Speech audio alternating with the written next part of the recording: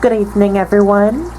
I'm Riley King, and welcome to this evening news report right here on the Riley King Network. Let's begin. Massachusetts woman killed in crash with truck in New Hampshire. A Massachusetts woman was killed after her minivan crashed into a truck in Pelham, New Hampshire, according to police. The crash happened around 7:30 a.m. on Mammoth Road near Angus Way, police in Pelham said.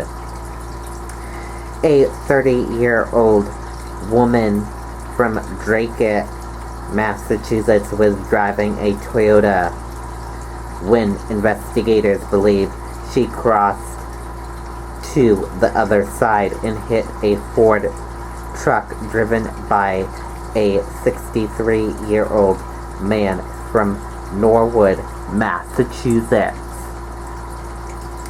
The woman in the minivan was flown to Leahy Clinic in Burlington, Massachusetts, where she later died. The crash caused the truck to flip on its side, damaging the front driver's side. The man was not injured, police said. He was cooperating, and investigators believe he was not able to avoid the minivan after it crossed into his lane.